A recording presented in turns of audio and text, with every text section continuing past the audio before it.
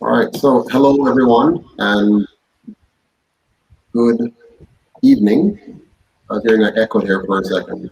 Good evening and welcome to UIC Liberty TV. This is Joseph Patterson. With me on the show here tonight is Kadeem. Kadeem will be talking with us about the ODPEM boss's sudden exit from the Office of Disaster Preparedness and Emergency Management. I think all Jamaicans should be very concerned that at such short notice and at a time when we are entering the hurricane season, that we don't have a director in place. We're going to talk about that tonight. Good evening and welcome, Kadeem. Good evening. Thanks, Joseph. Hello, everyone. I hope your day has been well. Mine was quite well, actually. Yes. So, Kadeem, are you concerned with the news that's coming out of the Observer about um, the sudden exit of the director for the ODPEM? I'm quite concerned, actually. It seems odd. It's not normal. And it stated in the Observer article that he was supposed to be there for a year. And Mhm. only after 6 months, he's not there. So why did he just decide to resign as this article states? That's concerning, especially given the timing, as you said earlier. Mhm. Now, the Prime Minister has been quite busy in the area of disaster risk management as it pertains to the COVID-19 pandemic and the crisis associated with that. Do you think that given the seriousness of the crisis that we're in, that the Prime Minister and the government at large should have ensured that the moment Mr. Harrow resigned, they would have already have a replacement in the wings that they can announce to the Jamaican people? Do you find it odd that they have not made such an announcement and we're left without having somebody in that most important portfolio when we are supposedly in a crisis, an emergency, a national emergency, a disaster, if you will, that is pending and possible? Quite, because the fact that no one is there to replace him shows that this wasn't planned. Like, another article tries to paint the picture that that it's just a 6 month term that is up. But if that's the case, then why is there no replacement? Why is his stint not then extended? Why is the post just left empty? It doesn't seem planned at all. It really doesn't, and it's No. quite concerning. Before we go, just welcome the rest of our viewers. I see JMH online. Welcome. I see Joseph Hunt online. So welcome to all of you on Twitter, Facebook, and YouTube. Thank you for joining us. We are discussing the sudden departure of the ODPEM boss, who has decided to walk away from that position on very short notice. The government apparently not having a replacement for him. A very serious moment in the midst of a pandemic. So I have on the call here Mr. Kadeem Nelson, who, by the way, is a member and future MP candidate for the UIC. So Mr. Nelson has been helping us to go through the issue. I want to read for you what the Observer has to say on the subject quickly. It says the title of the article is ODPEM Boss Quits. Political interference said at heart of disaster agency's head, resignation 1 month before the start of hurricane season.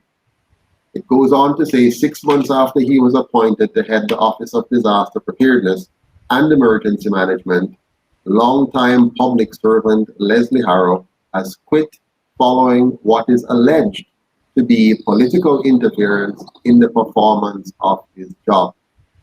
Mr. Nelson, he According to this article, political interference is the reason for him quitting the ODPEM senior position. Now, this is very serious. Welcome, Carlos Jamaican. Good to have you on it. We're talking about a serious matter here of the ODPEM. The article goes on to say this leaves Jamaica's chief disaster response agency leaderless 1 month before the start of the Atlantic hurricane season. The initial forecast, for which is 16 named tropical storms, with 7 projected to become hurricanes and at least 3 major hurricanes. The Jamaica Observer has confirmed that Harris submitted his resignation last Friday with immediate effect. Now, of course, nobody leaves with immediate effect unless something is not going right. Don't you agree, Mr. Nelson? No one plans to leave with immediate effect unless there's something that's not right going on. Exactly. It's either that or they are being replaced, and to not to save face, they're asked to resign in order so they can reinstate the replacement. But here there is no replacement. Yeah. No, it goes on to say, that his resignation last Friday with immediate effect after telling senior staff members that he was not willing to accept the disrespect he was getting from members of the political directorate. Mr. Hara was seconded to the ODPM for an initial 6 months, but was scheduled to be there for a minimum of 1 year. But the issues at the top caused him to decide to leave at the end of 6 months, said an observer source close to the issue. He could not accept, this is a quotation, he could not accept how he was being treated, with instructions just being given to him and he being forced to implement whatever he was instructed to do, even when he knew it was wrong, added the source. Now, this is very serious. Why do we hire professionals to do a job and then have the political directorate seek to override those professionals? This is the same kind of thing which has created the corruption crisis in this country, because we don't understand checks and balances. We don't understand having separation of duties and responsibilities.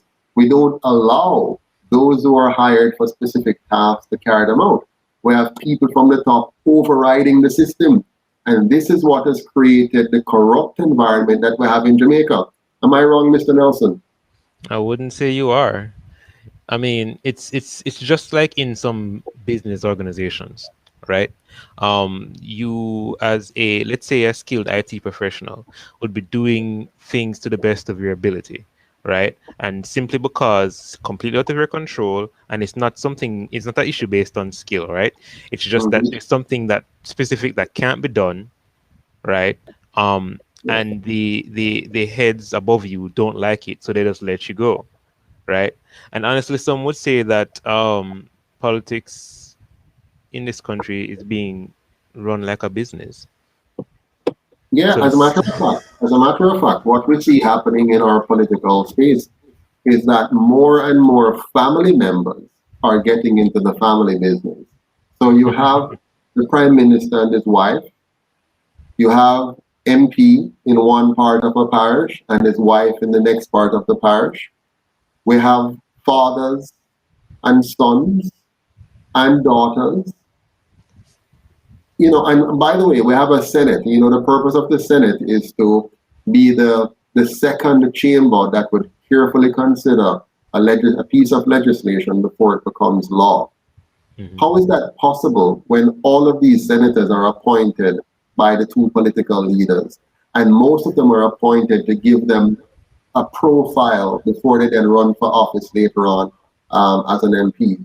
So what is happening in the organs of our political system are not serving the purpose for which they appear to be intended. They're not serving the kind of governance structure that would ensure good governance. Rather, they're being used by the political directorates in whatever way they choose, and not necessarily in a way to help Jamaicans. Now, the article went on to say some other more, damaging um, aspects of what's going on. It says here that, well, actually, you know what? On the side of because there's two sides to the story. There's in this case, we have the observer side to the story, but hear what the Gleaner is saying, which is quite interesting. The Gleaner has a story on May 4th, published today at 5:09 p.m. And it says, Harrow said that he opted to return to his substantive post at the EOJ at the end of 6 months secondment to the ODPM. In other words, Mr. Leslie Harrow has denied that his departure from the Office of Disaster Preparedness and Emergency Management was linked to political interference from the Ministry of Local Government and Rural Development. Harrow said that he opted to return to his substantive post at the Electoral Office of Jamaica at the end of his 6 months secondment. His response comes in wake of allegations that the leadership of the local government ministry has muscled in on the operations of ODPEM,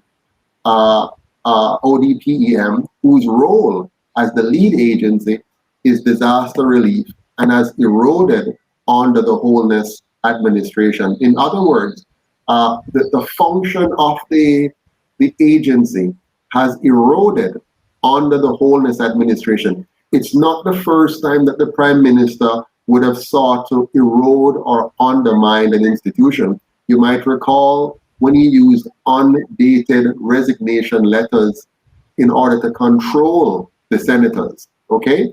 So that he could dismiss them at will if they don't do what he wants them to do.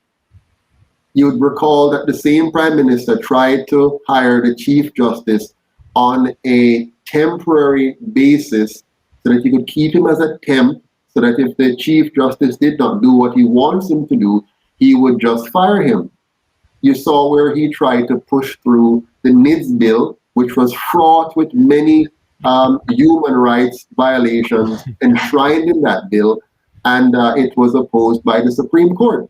So we have a Prime Minister who has a history of trying to undermine the checks and the limited, we don't have many, but the limited checks and balances that we have, the limited separation of powers that we have, the separation of duties, which are important for good governance. We have a Prime Minister, we have a political party, we have a government that has consistently sought to undermine them. You might recall this was the same thing that got Bruce Golden into trouble, because he sought to undermine the legal justice system and he sought to interfere with a legal extradition. These are the things that continues to corrupt our nation and undermine our governance and cause our country to be as corrupt as it is. Please, Mr. Nelson, tell me if I am not getting it right, because I have been away from the country for some time. I've only been back for 10 years, but you have been here all your life. Am I getting it wrong? Am I missing something here? Listen, the fact that there's so much precedence, for the government overreaching. I mean, it can't be a coincidence. No one can confidently say that all of this is not government overreach, right? It's there. The proof is there. Some people would say, if I'm not so near so, but this is a pattern that we see. Exactly. I see Mr. Thompson, Vice President of the UIC, is on with us. Welcome, Mr. Thompson. Any thoughts you want to share with us on this very delicate matter? Yes, very quickly, because as you know, I won't be able to stay long. But they're gonna try to spin this thing. They're gonna try to say, it was something that they agreed to, and he decided to leave after. They're gonna try to spin this thing. But listen, there are people in governments, not just in Jamaica, governments all over the world that want to speak and cannot speak. They want to speak, but the government is holding their tongue, right? Yeah. The government is threatening them. They're threatening their jobs. If you're a doctor, the medical association is threatening your job. If you're a lawyer, the legal associations are threatening your jobs. So there are people who want to speak out. In the Observer article that I read, because I hear you reading the Gleaner article that's trying to oppose what the Observer article is saying. Yeah. In the Observer article that I read, it sounded like the gentleman that resigned wanted to say something, was trying to say something, was trying to do something good. Something was appealing to his conscience. His conscience was coming alive. And he was saying, no, man, we can't do this anymore. Based on an article that I'm reading, it seems like the Prime Minister of Jamaica, Andrew Holness, was giving him instruction which he could not, by his conscience, he could not possibly carry out. And then you see, you have police arresting Jamaicans and throwing them in the back of trucks because they're not wearing masks. What kind of ridiculousness is that? Because they're not wearing masks. Listen, that is not how you operate in a free and democratic society. That is authoritarianism. And we need to stop it. We need to recognize what this is, or else we are going to permanently lose the freedoms that the natural freedoms. I'm not talking about any constitutional freedoms now. I'm talking about natural freedoms as human beings. We are going to lose those again if we allow this government and other governments across the world to continue as they are. Yeah, they are actually systematically taking away our rights in small measures in the past, and now they're accelerating that. They're using this emergency, this so-called pandemic, as a method by which they can take away our rights, and this will become permanent. Because the more we give into it, is the more permanent it will become. You mentioned that the Prime Minister has given the police the power to apprehend and imprison ordinary Jamaicans, law-abiding Jamaicans, simply because they're not wearing a mask. Now tell me something. Where do we have the resources to have our police officers redirected from fighting crime? Listen, redirected from the kidnappings, redirected from the rapes, redirected from the murders, in order to go and lock up people for not wearing a mask. Where do we find the resources? We already don't have enough police, right? Yeah, we don't have enough police. They tell us we don't have enough resources. We don't have enough equipment. We don't have enough money. We don't have enough police officers. And we're going to take them away from investigating serious crimes and apprehending serious criminals and have them go and run down people for not wearing a mask. No, this government can't be serious. And then so Joseph, yeah, straight part of me I thought no, because me upset me angry. I want to show you levels now. The government borrowed 520 million US dollar from, I think it's IMF or World Bank. I can't remember which one of them, for COVID-19 relief. That money there, gone. Yes. Disappear. So now the ODPM boss resigned. So now I'm thinking now, since the government didn't have any money for manage COVID-19 before, and then borrow these millions of dollars, right? And the other day you see them come and talk about government debt and all that stuff, right? Asking for the private sector's help. My question is this now. When the next hurricane season show up, when the hurricane come, will the government of Jamaica have enough money to manage the destruction that a hurricane season will wrought upon the island of Jamaica? They're going to borrow more money. They're going to borrow more money and put that debt on my head, your head, Kadim's head, Kadim's children's head, Kadim's grandchildren's head, and Kadim's great-grand. Our children are going to have to pay for the theft which is taking place. Because seriously, the government of Jamaica, the governments of Jamaica, from 1944 to now, 77 years, have consistently borrowed in the name of the Jamaican people. Somehow that money disappears. The quality of life of the Jamaican people have not significantly improved, and yet we still have this debt to have to pay back. No, this is robbery. What do you say to that, Mr. Nelson? It's been a pattern for money to just come in and disappear, and sometimes being spent on frivolous things. I can't remember the amount of money that was spent on cleaning that pier was a pier in Ocho Rios a couple years back, right? That amount just seemed ridiculous for that. Or put up a sign in Montego Bay, to put up a little sign to say welcome to millions of Jamaican dollars. It was 30 million they spent on a sign. 30 million. You could build quite a few homes with that. Quite a few. You see, go ahead. I was gonna say, looking at the two articles, like I think the devil really is in one detail, right? Because one article is saying he's supposed to spend a year there. The other article is saying it's a 6-month period, right? But my question is, if it's a 6-month period, as Joseph pointed out, why is there no replacement? Why is there no plan for it? Why is it a resignation with immediate effect if it was always supposed to be 6 months? You don't resign with immediate effect if you know that you only have 6 months in. Resign because his conscience is eating at him. His conscience is what I'm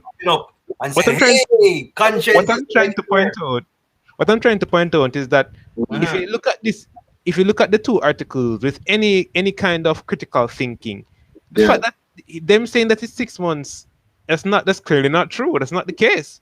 Because no one resigns. If your contract is going to be up, when your contract is up, you don't resign with immediate effect. Right. You don't resign. You simply leave because your contract has come to an end, and you're replaced. Now watch this. Listen to what the Observer said in this paragraph. It says, efforts to contact Harrow yesterday was unsuccessful.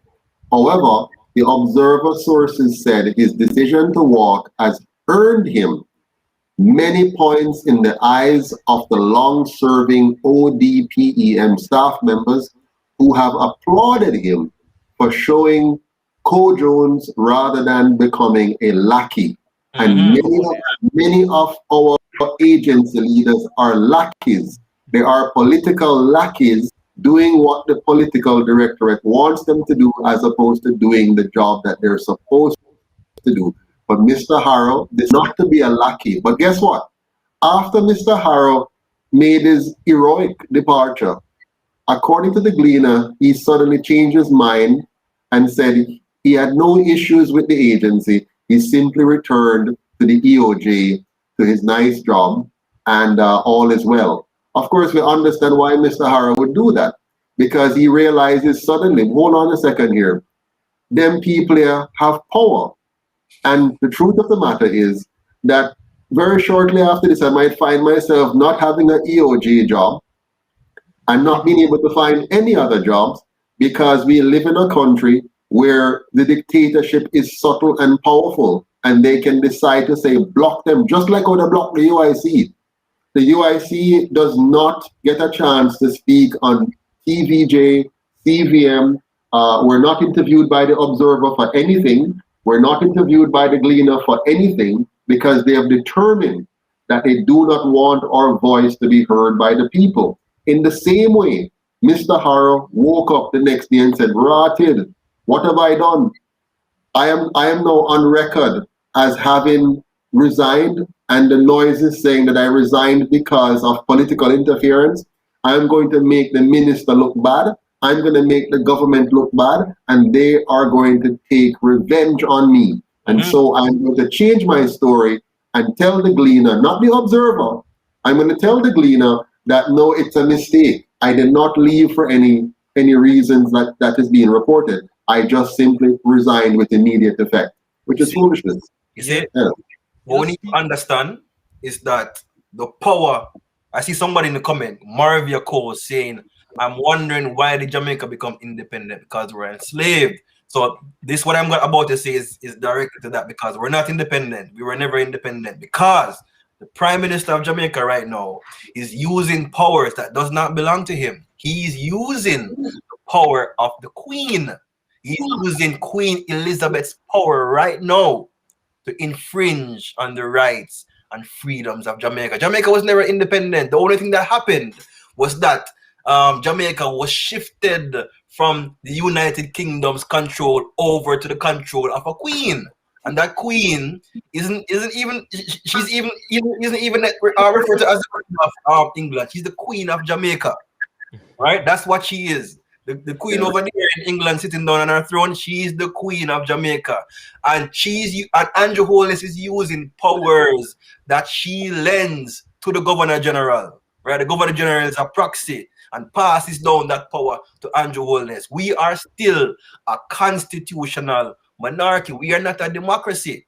Right? Even if we listen. Well, we're not a sovereign country. We're not a sovereign country. We're not a democracy either. We are, well, and we're not a democracy. I mean, democracy is something I am very scared of, by the way, because democracy means mob rule. The majority decide. And I'm afraid of the majority deciding for me. So, but the majority enslaved us before. Sorry? What's that? Because they enslaved us before. And they exactly. Can do it again. They can do it again. So, but to your point, Jamaica is not a sovereign country because, number one, the so-called constitution that we have, the so-called constitution was not written by the Jamaican people. Mm-hmm. The so-called constitution that we have was given to us by those who previously enslaved us. And those persons who were around at the time, like David Core and Edward Siaga and Norman Manley and Bustamante, they sat down and agreed to an article, agreed to a document that says the Jamaican people are not sovereign, but the Queen of England is the sovereign. And they work for her. They make an oath of office that says, we are here in Jamaica working on behalf of the Queen and her heirs. And so that's why we have crown lands. The lands of Jamaica belongs to the Queen of England. And the people of Jamaica are the subjects of the Queen of England. Now, watch me here. The two parties that have run this country for 77 years have maintained that. That alone tells you they don't mean you any good because they have maintained that system for the last 77 years, even after they got the ability to decide to bring to the Jamaican people a referendum to say, do you want to split or stay? They have chosen not to even ask the people that in a referendum. And they have continued to maintain what is really a slave state, where the majority of Jamaicans are kept in impoverished conditions, while the Bakra masters, who are the Bakra masters? Remember in history, the Bakra masters were the intermediaries. So you have the master, and then you have the intermediaries, which sometimes are even slaves themselves, former slaves, or slaves that are elevated. You have house slaves, and you have slaves elevated to oversee the other slaves. And so our political leadership are the slaves that have been elevated to oversee the rest of us, to maintain the structure in place as it is. And our job as a people now is to rise up and overcome that and mash up that system. Mr. Nelson, over to you, sir. Yeah, I was trying to make the point. I don't know if any of you, because I was on YouTube the other day and I saw an ad, right? The ad was talking about several bodies lobbying for George Wright. I don't know if you remember the whole thing with him. A lot of different bodies were asking for his resignation, like not even asking, demanding his resignation. So I was watching the YouTube. Normally I skip YouTube ads because YouTube ads are very annoying, very distracting for what I'm trying to watch, right?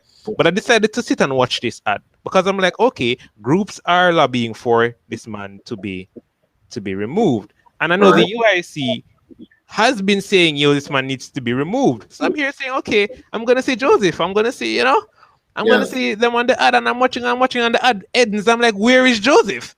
Nowhere. You understand? It was an ad made by TVJ, I believe, because it started with a TVJ announcement, and then I saw the different people talking. I'm like, where is the UIC? Because I know this is the opinion that we hold, and we try our best to get our voices out there. Yes. But they are trying to keep us silent. They're trying to keep our voices out of the ears of the people. You see, you have a thing called the Jamaica Broadcast Commission. See, this commission enables what we call duopolies. So it allows companies to remain significant in the market. You see, the UIC wants to abolish the Jamaica Broadcast Commission. So you see, when you abolish the Jamaica Broadcast Commission, you increase competition. And that means TVJ, CVM, and all those radio stations will have more competition. They will have a less share in the market. And people like Marvia Cole, I see here in the comment section. People like what's this? Dr. Blacks from YouTube, Hassan Blake will be able to start their own radio stations, start their own TV stations, and just stream and just run it through the cable network, right? Yeah.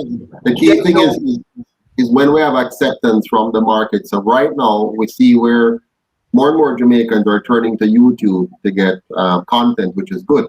And so over time, if YouTube, like Facebook is doing, doesn't censor us, because YouTube, for example, Facebook, if you say anything which is inconsistent with what they want to be out there, they can shut you down and whatever.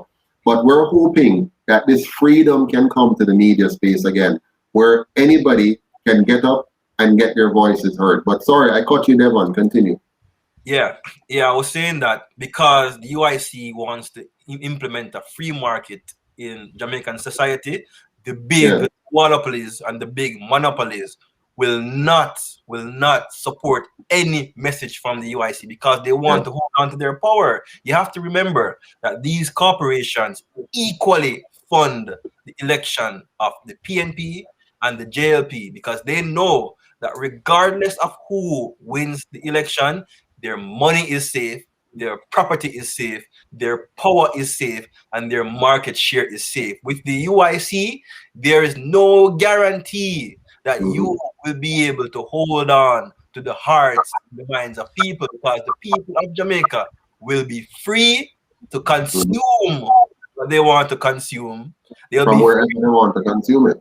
Yeah, and wherever they want to consume it, right? We won't be restricting what you hear, restricting what you listen to because you are an adult. You are a big person. You should be able to determine what you want to listen to and what you listen to. TV, and you see something come up and say PG-13. If you don't watch the bad movie, you don't watch the rated R movie. You go watch the PG-13 movie, right? It's the same concept. You are an adult, and you choose to watch what you want to choose, and you choose to not watch what you want to choose. And it's the same thing with music, right? Is that you listen to it? We're hoping, but Devon, the moment the Jamaican people understand what the UIC is about, it's game over. It's game over for the two major parties. It's game over for those who have controlled the economy and have been able to rape the Jamaican people through their government. But let's go back to the story here about Mr. Harrow.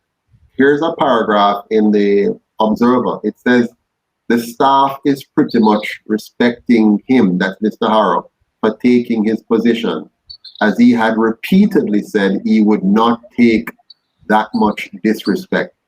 Nobody in government has said anything to staff yet, but staff members are aware that he was asked not to say anything about his resignation last Friday, while the powers that be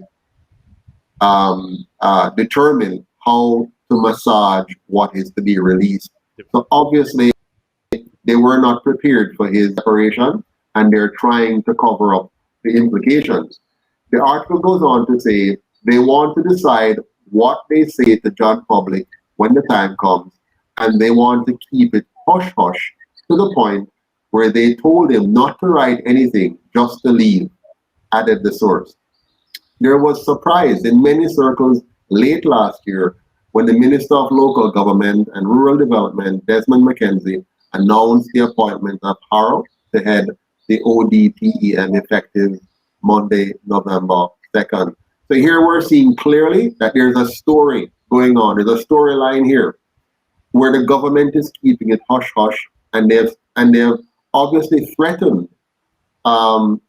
Harrow, either directly or indirectly, to withdraw from the kind of story and narrative that we're hearing from the Observer. But let's shift our attention a little bit to what this means, though, for the coming hurricane season. What does it mean that the Jamaican people now have nobody in charge of emergency preparedness? Well, that's a good question. Previously, because I get to understand that before before Mr. Harrow, there was a year where they had no leader. Am I correct? Yes.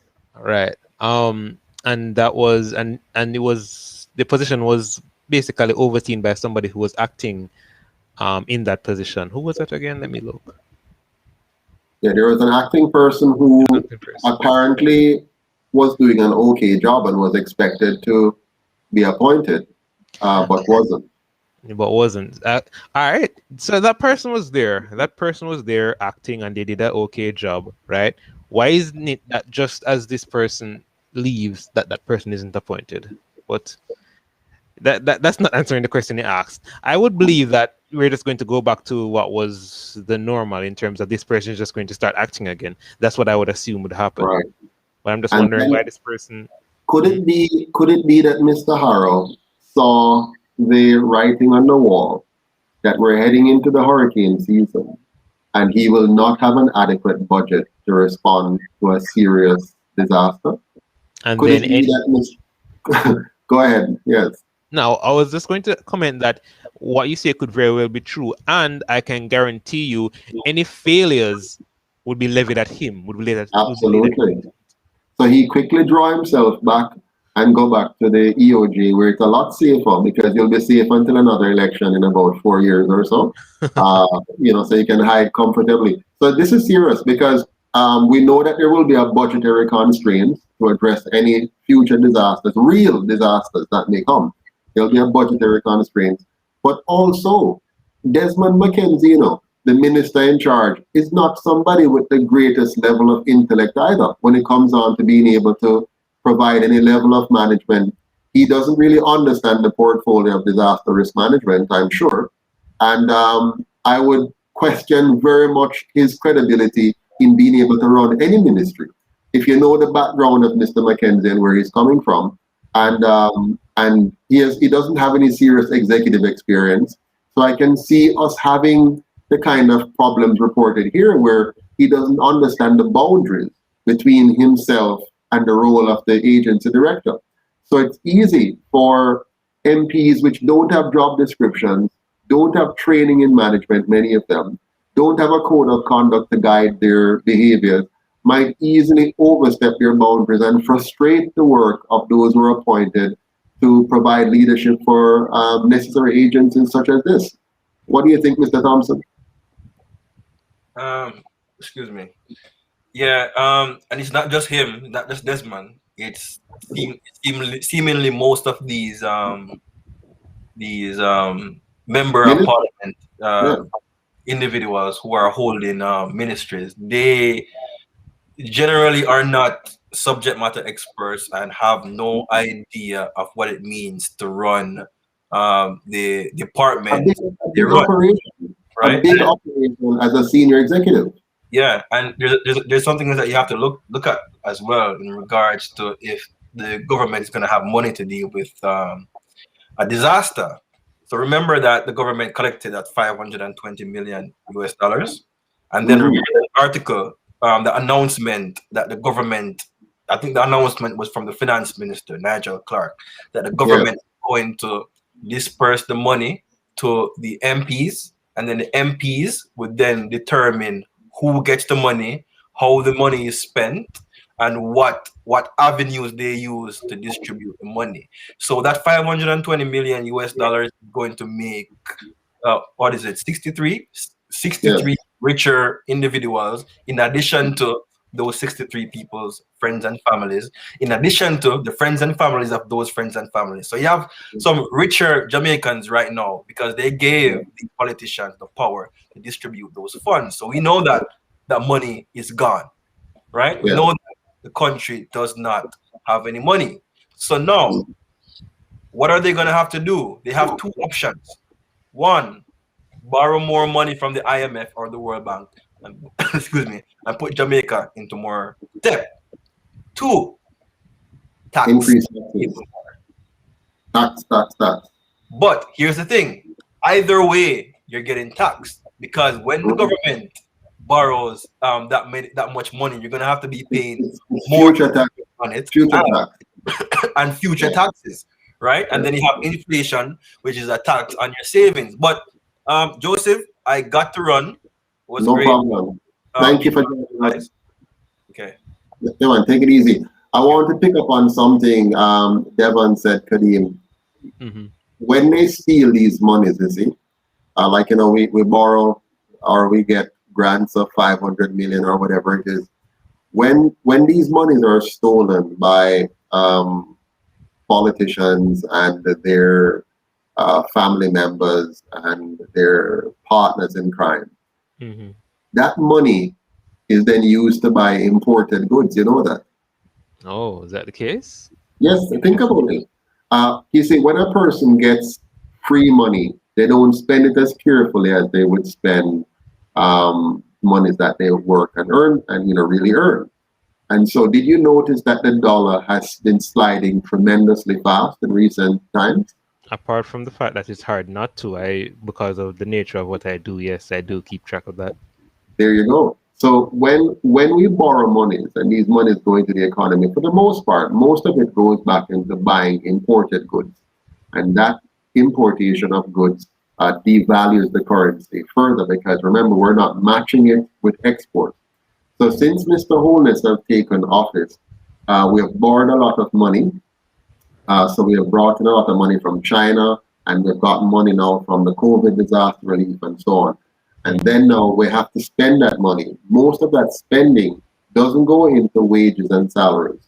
It goes into chandeliers, nicer driveways, nice cars, nice clothing that are imported, and an array of other commodities that we consume, especially those at the top of our society, and other imports. Because if Jamaica's productive capacity is indexed by the exchange rate.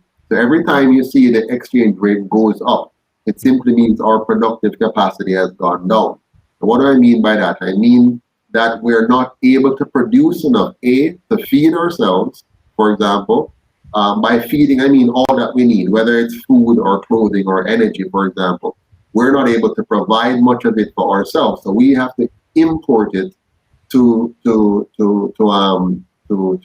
satisfy our needs. But then we're not creating anything of substance that we're sending now out of the country. For example, tourism was a big part of our foreign exchange intake. So when our tourism product is going very well, then you're getting foreign exchange coming in, which then will further stabilize your exchange rate. If the tourism product has gone down, then your exchange rate will slip. If you're exporting of any other products that we normally export, if that slips, then our dollar will go down because our appetite for consumption remains great and our supply locally to meet those consumption remains weak. And so that remains the big problem. So when our politicians now borrow monies, which are then stolen or wasted, those monies quickly find themselves into buying imported goods, which keeps a strain on the dollar. And that's what you're seeing as the dollar continues to fall tremendously. Somebody's writing here, Pam Mars, she said, PM Andrew oh, she's being quite disrespectful, whole mess. But I understand. Prime Minister Andrew Holness must follow the Melanda Gate and divorce himself from Bill. Okay, I see. So it's a funny note. Thank you, Cam Morris. Right. But you understand what I'm saying? Yeah, I definitely understand. And the thing is, I think what the government is really doing poorly is finding out what to export, right? I see a lot of talk about giving away some of our finite resources, right? In terms of raw minerals and so on and so forth. It's like they're trying to dig their way into protected lands to I don't want to use the word molest them, but to severely take from them to give to outsiders, right? And I'm like, I don't think that's what we should be exporting. I don't think that's what we should be investing in, right? I think we should invest in, like Singapore, invest in our people. You understand? Invest in our people, educate them, and then export their skills. And in exchange for those skills, then we import the foreign exchange and hopefully stabilize the dollar even more. And they were doing that because if you could say, if you could say tourism is a skill we train. Even when I was going to school, and I saw a lot of students doing tourism, right? So that's a skill in a sense, right? And they're selling that skill, and that's what, as you say, brought in the foreign exchange. But we, if you can't just, how can I put it? To run a business, or to have a decent life, it is encouraged that you have multiple streams of income, right? It seems that pretty much Jamaica has been striving on tourism. You can't just have tourism alone, right? Well, You have to. the problem that we have, Kadeem, is that we allow our government to run the economy. That is a socialistic way of doing things. It's a communistic way of doing things. The economy is yours. The economy is mine. The economy is for all 3 million Jamaicans, plus the other 3 million or 4 million living outside Jamaica. So we have to we need a paradigm shift in the way we look at the economy. Because you see, Kadeem, if we had a system of governance that would free up and liberate the people, smart minds like yours would identify industries. You would create opportunities in those industries, and you would build and expand. So what we would have, instead of having 40, what is it now, 49, and before that 33 men or 43 men or 49 men and women sitting down and saying, they're the government planning our economy. What you would have had instead is 1.5 million people innovating and creating. So you would have a tourism product. For example, you might have one tourism product, which is the regular one you see. Let's call it traditional tourism. You might have somebody else who create seniors tourism. You might have somebody else who create nature tourism, or whatever it is. You have another person now who would import some technologies, study them, manipulate them, and come up with new products and get out here. But because you have this very controlled economy where politicians decide which gate to open, who to let through, the banking system is designed to make it difficult for entrepreneurs to access credit, or to access credit at a reasonable price. So we're locking out the Jamaican entrepreneurship. We're locking out the people who would have innovated and created by having politicians as gatekeepers. Politicians should not be gatekeepers. Their role is to ensure that the life of every citizen is protected from murderers and criminals, that our freedoms are protected, that our private property is protected, that we have a justice system that gives justice, that's accessible to everyone, regardless of your income, a police service that works, an infrastructure, public infrastructure that's efficient and orderly and well maintained. If we remove politicians from being gatekeepers in the economy, we will unleash the economy, because instead of having just 30 or 40 men or women controlling the economy, you'll now have 1.5, 2 million men or women having great ideas and making them work. I don't know if you see what I mean. I can see what years. Yeah, go ahead. I was going to say, in regards to that point you're making, I don't think any story irks me as much as the story of JPS. You understand? Yeah. I don't think, and you're more versed in business than I am. I really want to ask you, what are the I know the drawbacks, I know the cons, but what are the benefits of a monopoly? Because I honestly don't know. There's no benefit of a monopoly. You should never. Okay, the way a monopoly is designed to be against the interest of the consumer. Okay, that's a given. A monopoly. It is against the interest of the citizens to have a monopoly. However, occasionally a monopoly might evolve, because let's say you have a smart person come up with a product, and they got, let's say, intellectual property rights around that product for a period of time, and so nobody is able to infringe on that property right, that intellectual property right. But the product is highly sought after by society. That person will have a temporary monopoly. If it's a very complicated product, the temporary monopoly will be longer than normal. Okay, Now, over time, though, because that product is so useful and is so well received by the market, you will now have competitions coming in and trying to figure out the technology and trying to imitate the technology and then coming up with better marketing skills of bringing that product further into the market and creating penetration. So over time, you will not have a monopoly. Now, the only way a monopoly lasts beyond a reasonable period is if it's protected by government. Now, that's JPS.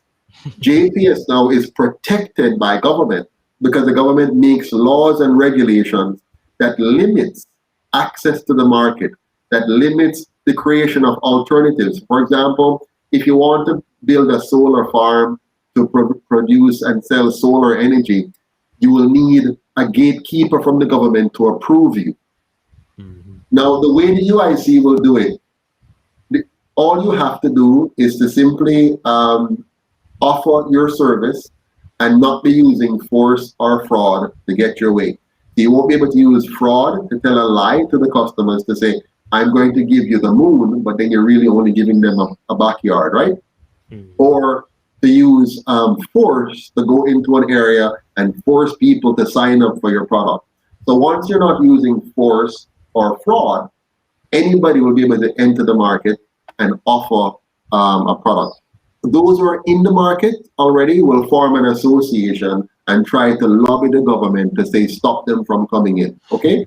But because the UIC doesn't allow that, because we don't, our constitution will prohibit the government from interfering, there'll be no lobbying because they can't get anything. So what will happen is the Jamaican people will now have many providers of many products and services.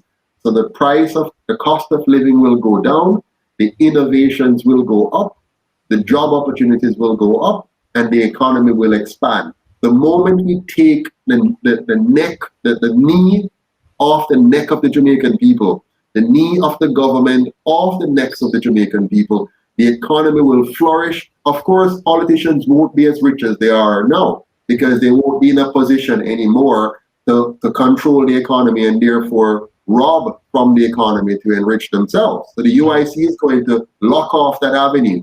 And of course, I'm sure you're worried. Go ahead, yes. I'm saying, and their pockets won't be lined with all the money from all their compatriots, so to speak, that they try to keep in power. It's a back and forth, I give you the ability to make all this money, and then you give me some of that money that you make. Absolutely. That's how it works. If you have a good idea, right now, if you have a good idea, the government wants you to come to them.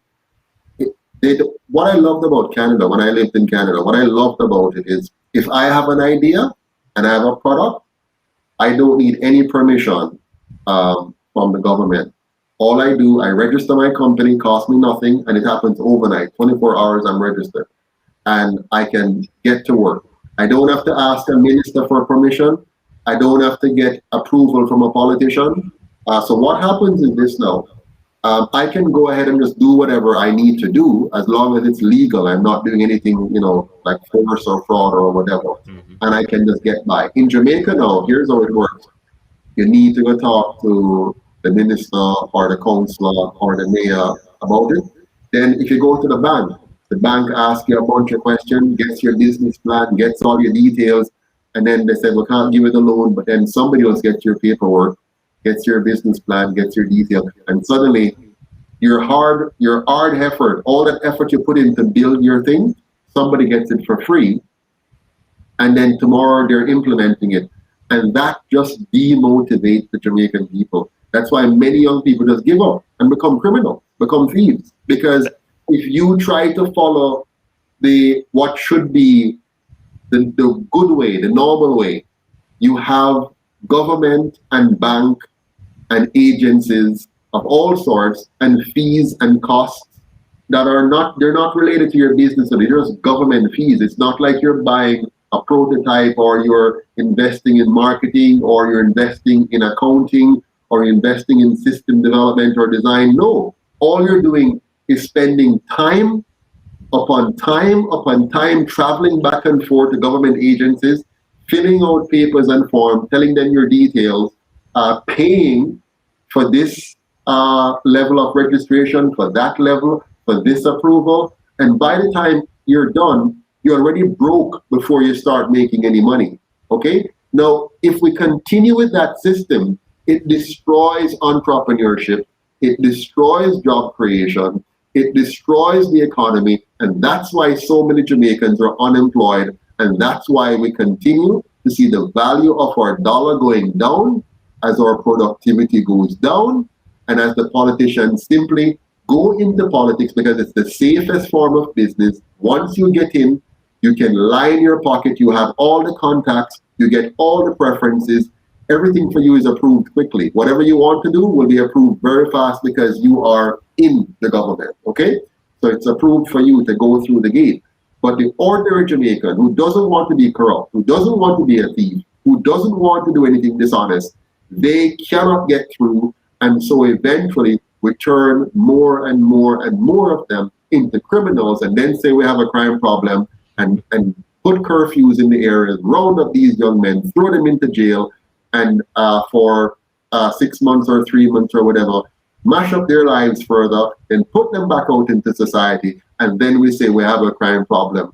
The problem is the government, not the people. The government is the problem of Jamaica.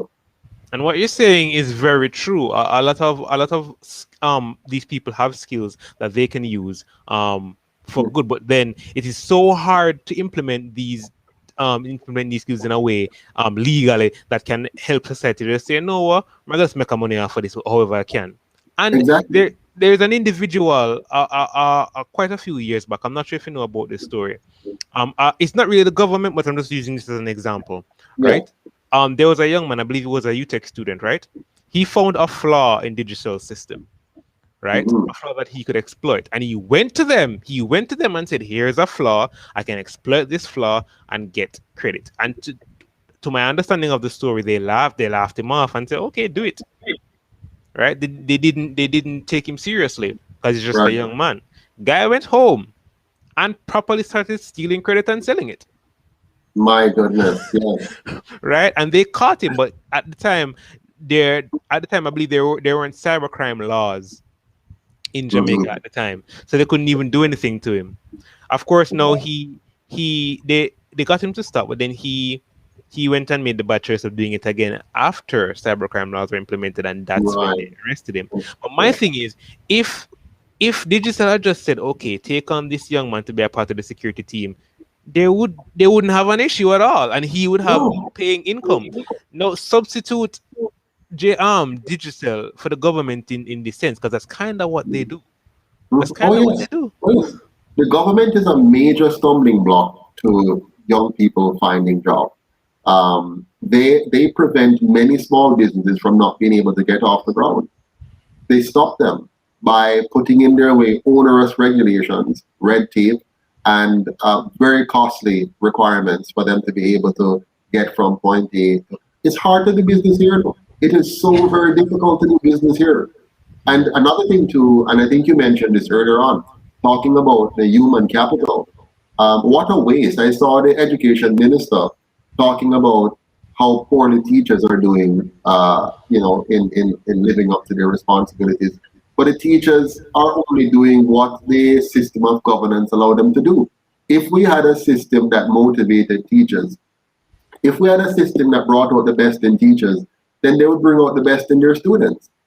But we don't have a system because our education system is not competitive. What is the incentive for a teacher to make sure a child does well in school today? None.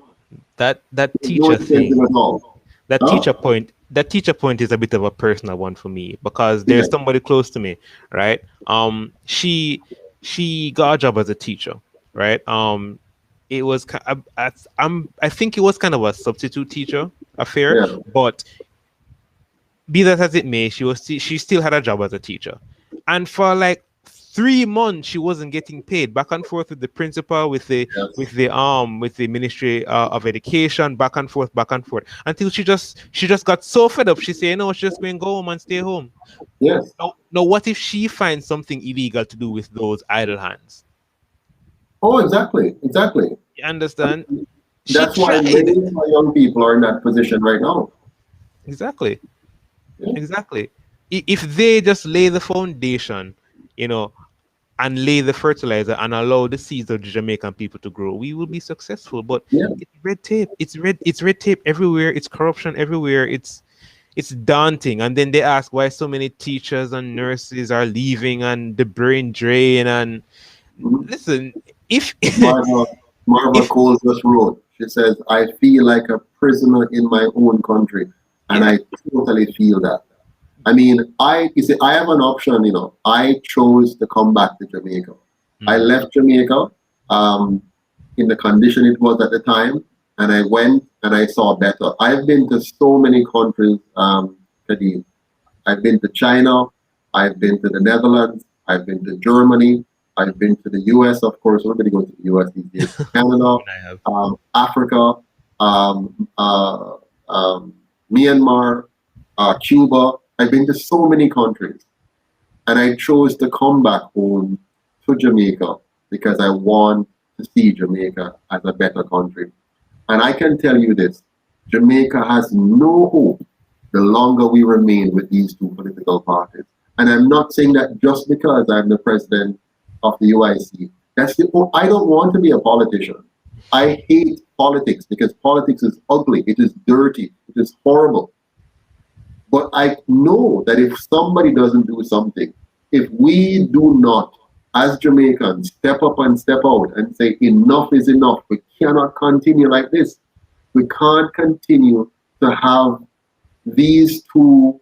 I call them a gang because it's really organized crime. And I know it sounds ugly. I don't enjoy saying it because it is on the surface it is disrespectful. How can you call the two major political parties in your country a gang?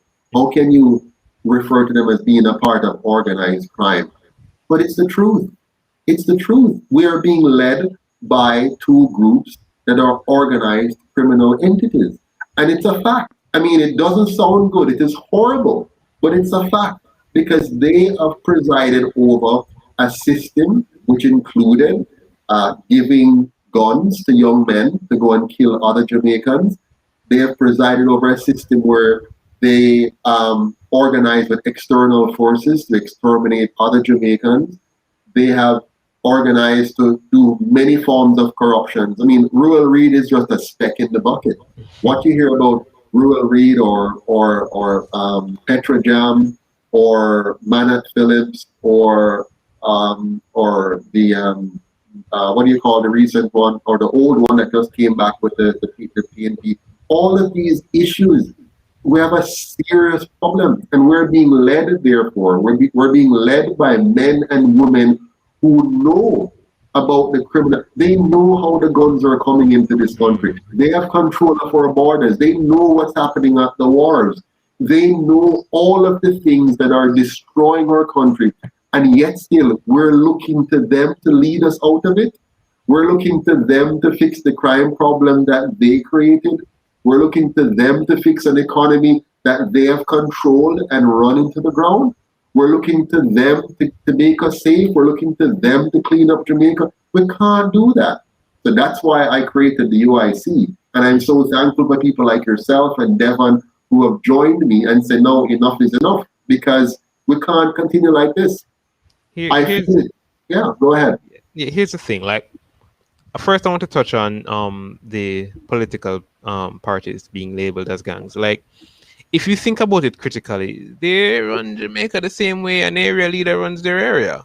Yeah, absolutely. Yeah, you understand? And I must say, I too detest politics. I can't stand it. I sometimes I think it's like you try to go in and be of benefit, but then the forces that exist already just corrupt you, and you either leave and wind up a news report, if you understand what I'm trying to say. Yes, absolutely. Yeah. Or you join them. Yes, exactly. Right. I grew up in a PNP household, and all the time I watch my parents like, yeah, PNP, yeah, PNP, and even as a child, I'm like, I don't know what the PNP has done. I don't.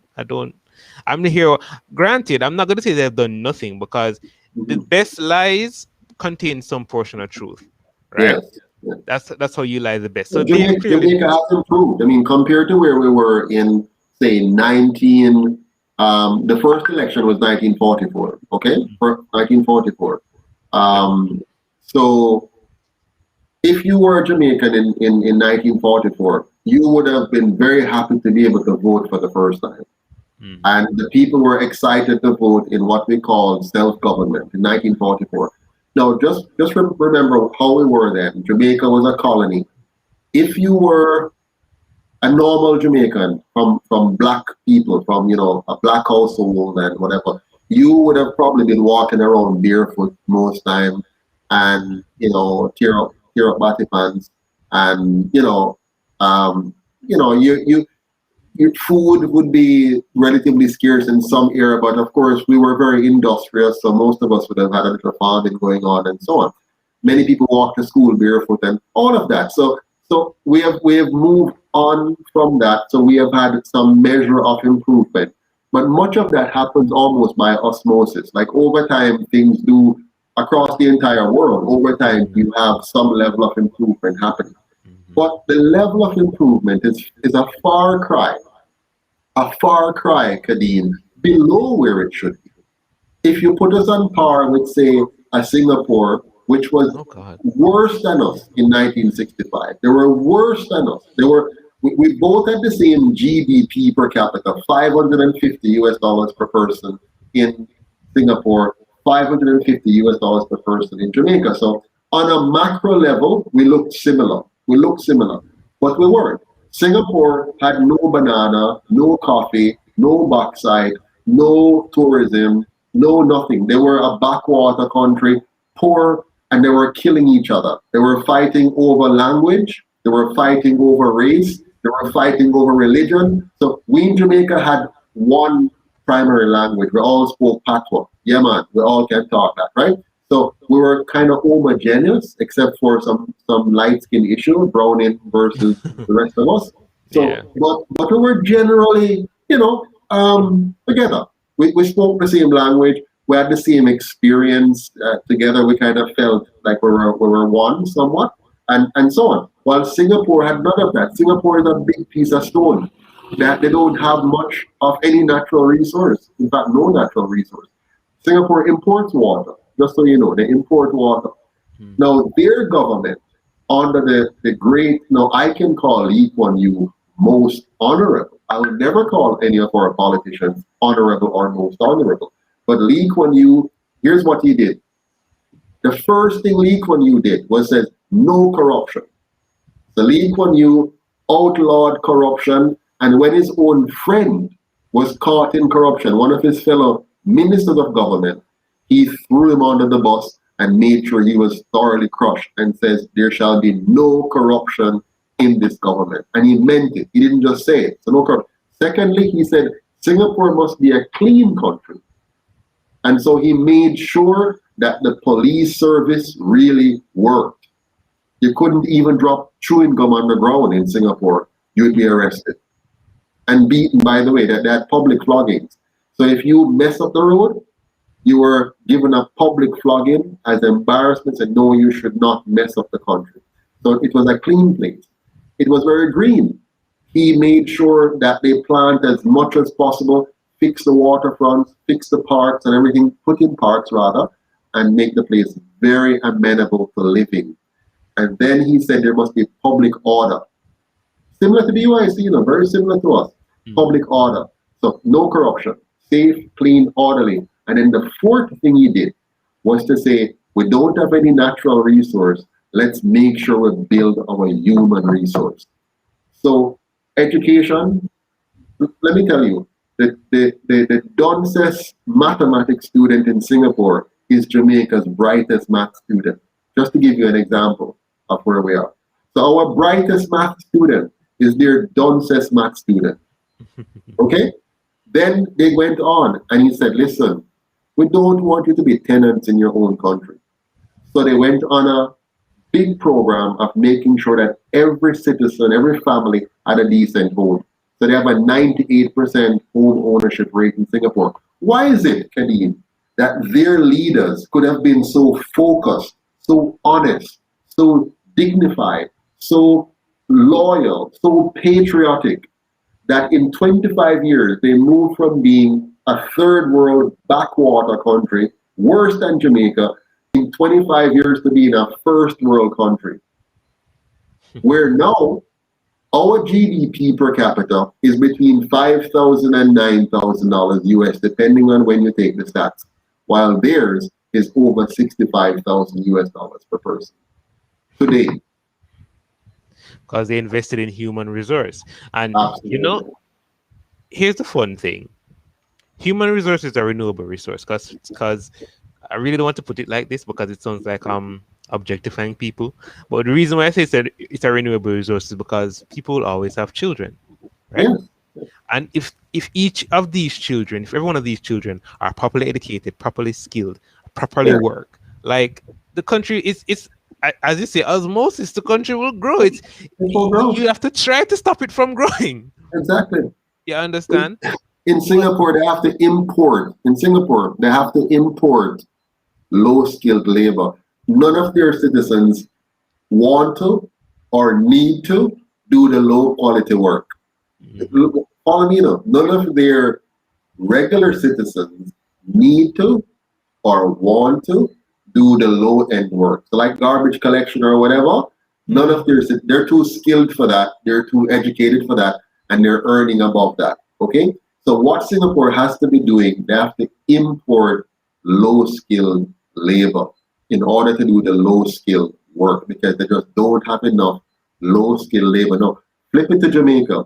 Jamaica don't have enough high-skilled labor and a big supply of low-skilled labor because our school system is an abject failure. Our school system fails anywhere between 70 and 80% of its school population every single solitary year. Our school system.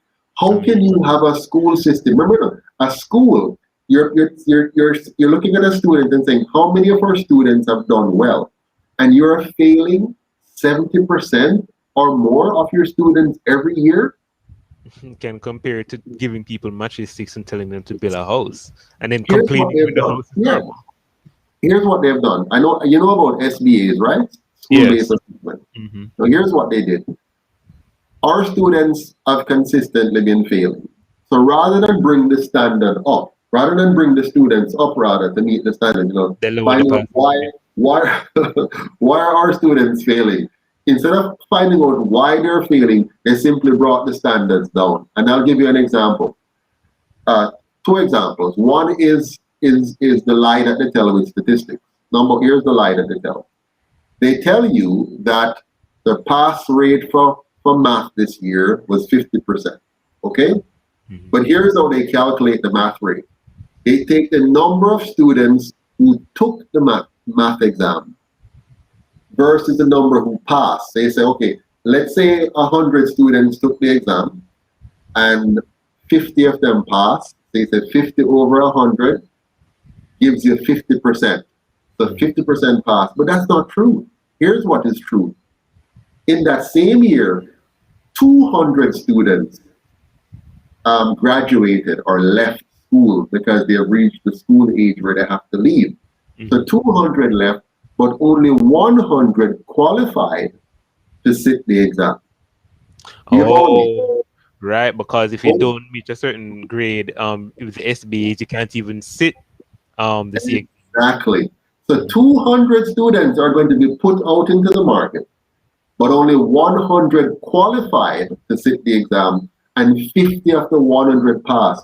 What's the new percentage? If you say, what's the pass rate? The pass rate is only 25%. Do you see it now?